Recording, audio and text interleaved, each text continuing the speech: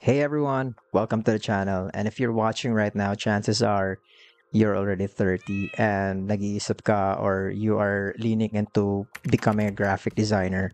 Maybe you have a job, like an 8 to 5 job that doesn't give you any fulfillment. Or maybe you are creative pero hindi mo lang alam kung paano gawing profession yung pagiging creative mo. Well, I'm here to tell you that your age is actually your secret weapon in the design world. Alam naman nating may mga bagitong graphic designers, yet yung iba ay graduate pa ng formal graphic design education. Pero, meron kang isang bagay na wala sila, and that is your life experience. Let's say, for example, you've already worked during your 23 or 24 year.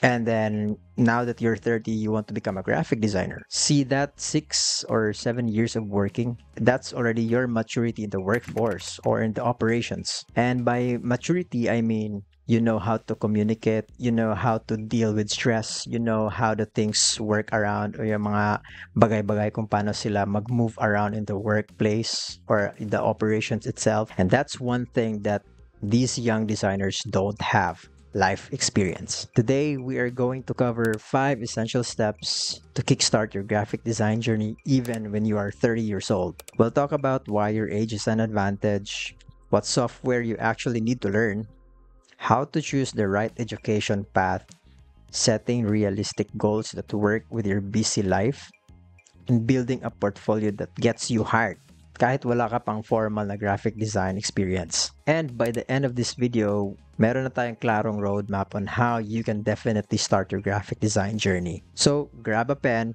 and a notebook and let's dive in. Tip number 1.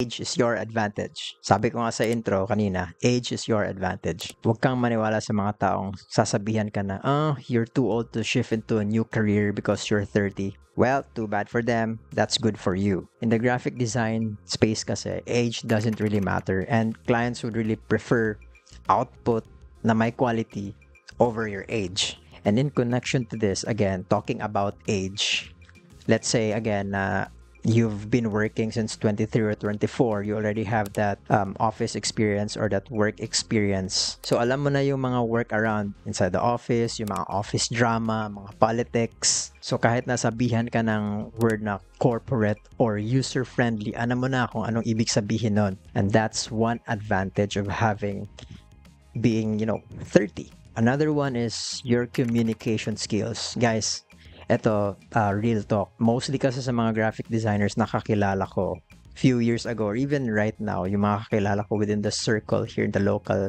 area, they actually struggle to communicate.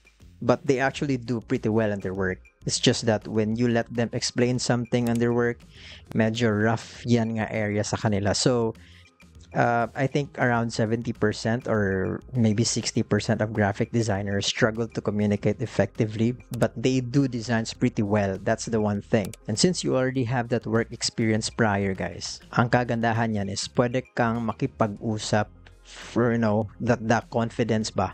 Meron kang confidence na makipag-usap to higher uppers, the managers, creative director without hesitation on your part.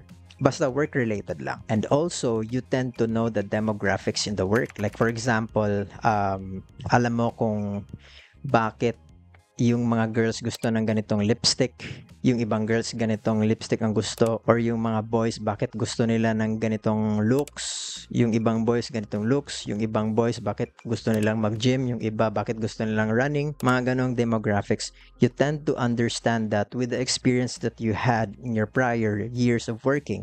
And that's one thing that the young designers don't have yet. Tip number 2, let's talk about the essential graphic tools that you need to learn. To start with, I've listed here some of the essential tools or applications that, in my opinion, are pretty much valuable if you're starting to become a graphic designer over 30. At ang kagandahan dito, guys, napakadami mong pwedeng i-reference na mga tutorial. Like, pwede kang mag-search dito sa YouTube. Pwede kang mag-search sa Google.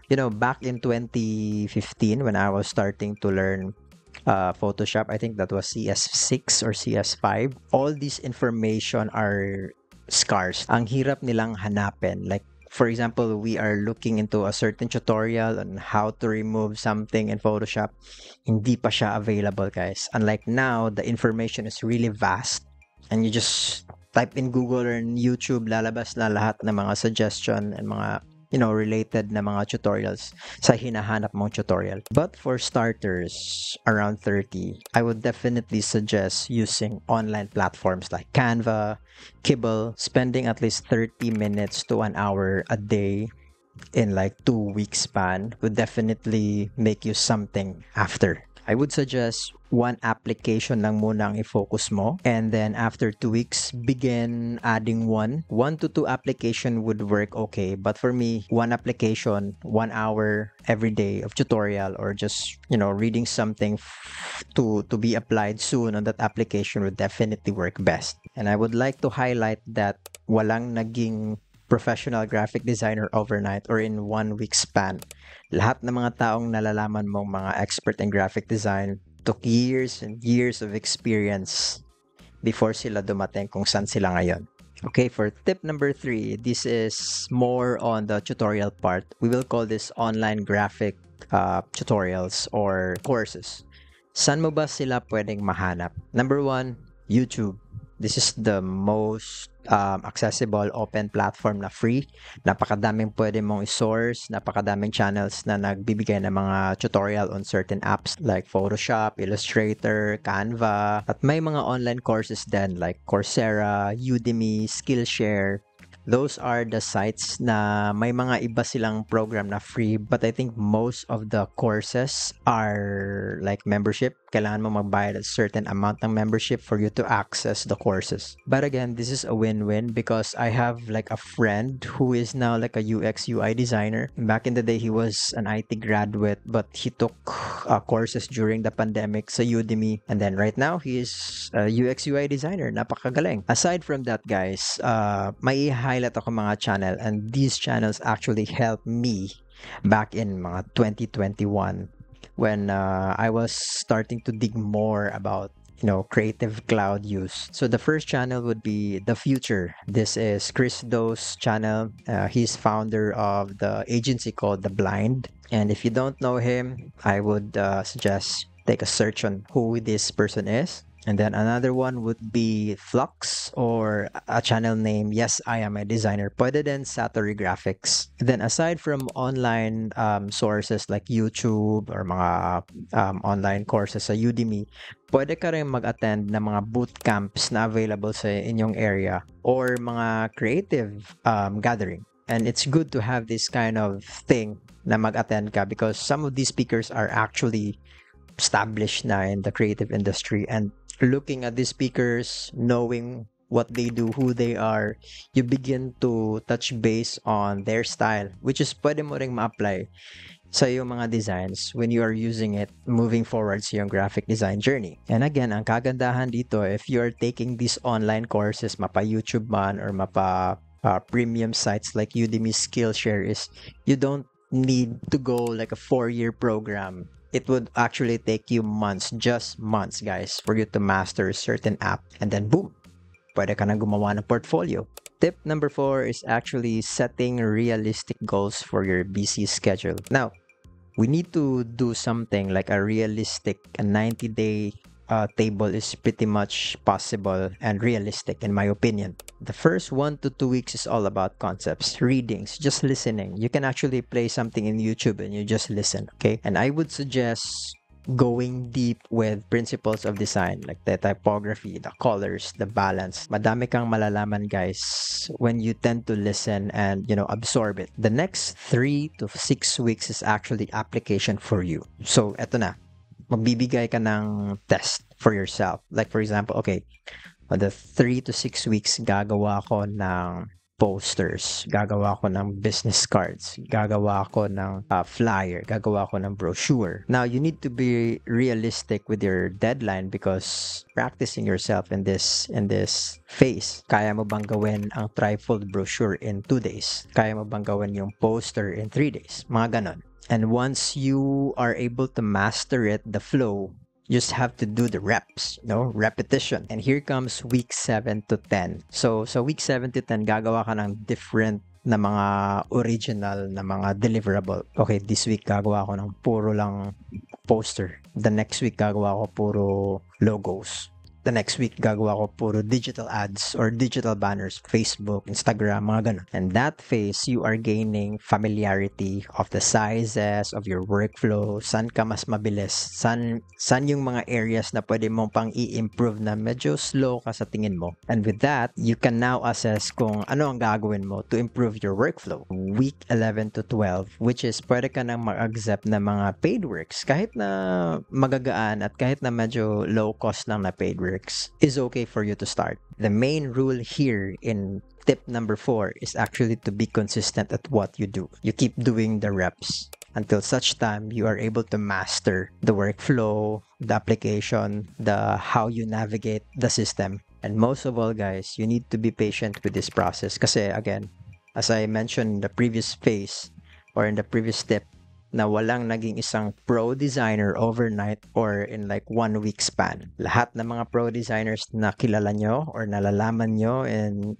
today's era, it took years for them to learn such things that made them who they are today. And we are down to our last tip, which is tip number 5, building your portfolio. Now, madami akong pwedeng i-suggest dito, guys. And these suggestions are the things that I did before. When I was starting my graphic design career. So first, you can create fictional businesses like mga business, mga establishments na hindi nag-exist. Pwede kang gumawa ng logo, pwede kang gumawa ng branding, pwede kang gumawa ng anything. Presentation, pwede kang gumawa ng flyer for that fictional business. And kagandahan dito, guys, is kontrolado mo yung design na gagawin mo. You don't need somebody for approval or what. It's just you, you're just playing around and having fun. The second that I can recommend is by volunteering to some companies or taking like on-the-job training. You can actually target mga non-profits, guys. Kasi yung mga non-profits, napaka-busy industry niyan at napakadaming ipapagawa sa'yo like flyers, brochures, mga presentations, mga social media posts. Diyan, mahahasa ka talaga sa non-profits. And by that, you are honing your skill, which is a good sign that you are going to the right direction. The third that I can suggest is by doing a case study update. So, ito yung mga existing brands na pwede mo siyang i-redesign. Gagawa ka ng case study on your own. Madami mga videos on how to create a case study. Madami yan sa YouTube. You can browse, you can check on how to do one. Hindi mo naman kailangan ipakita sa kanila yun, guys. It's just for your own consumption. Para nga sa portfolio mo eh. And this will demonstrate how critically you think and solve problems. Fourth is, hindi ko to gaano ginawa back in the day, but I would recommend for you guys kasi napaka-competitive ngayon sa market for you to add typographies or sketches. If di ka naman mahilig doon, that's totally fine. You can skip that. But if you're someone trying to venture out new things, then sketches and typographies will really look good for your portfolio. The last one would be the totality of your portfolio. So I would suggest like adding 5 to 7 different deliverables in your portfolio. Like for example, 1 logo, 2 poster design, 2 trifold brochure, mga ganyan. Your portfolio should have like a variety of these things na kailangan ng mga existing na mga businesses, because when you apply for real jobs, that will basically be their needs. The client will,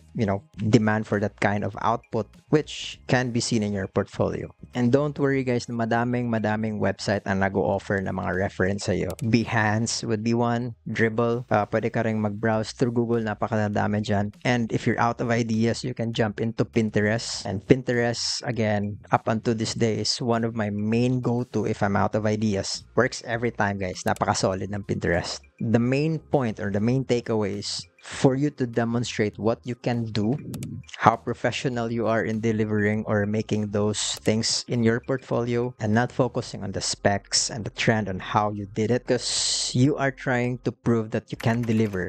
You're not trying to prove that you're an expert. So there you have it, guys. Meron na tayong roadmap on how you can kickstart your graphic design journey on your 30s. And to wrap it up, the design industry really needs someone like you who understands the business, who can effectively communicate and approaches projects with maturity and strategic thinking. Now, if you find this video helpful, please do leave a thumbs up, subscribe to the channel, and we might do another video relating to this moving forward in our channel.